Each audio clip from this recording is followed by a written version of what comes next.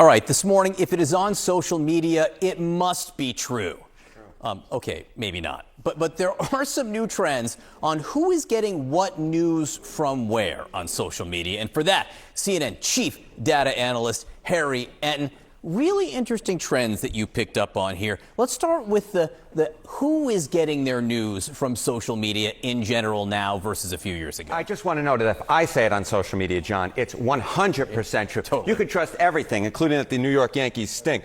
But take a look here. I think this is a very clear shift. I would argue it's a monumental shift because traditionally speaking, folks who got their news off of social media were Democrats. You go back to 2021, 52% of Democrats got their news off of social media compared to just 45% of Republicans. Jump ahead now to this year. What do we see?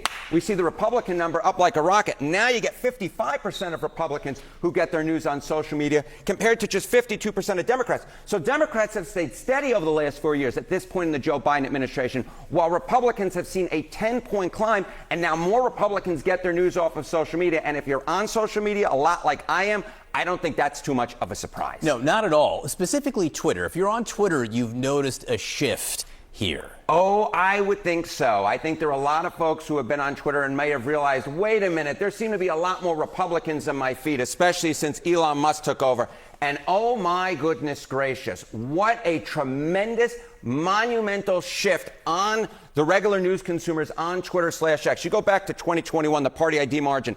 Democrats were 37 points more likely. You were 37 points more likely to be a Democrat on Twitter or X than a Republican. Jump ahead to this side of the screen. It's completely changed around. Oh, my goodness gracious. Now it's a 14-point lead for Republicans on Twitter/X. We're talking about a 51-point shift in the margin, and John and I were talking about it just before. You can see it with your own eyes. This is polling reflecting what you're seeing in the social media real world, where all of a sudden, John, you just see a lot more Republicans in your feed. I like the word social media real world there. It's real to me, gosh darn it. Okay, so again, this is a huge shift. You just don't see shifts like this in general.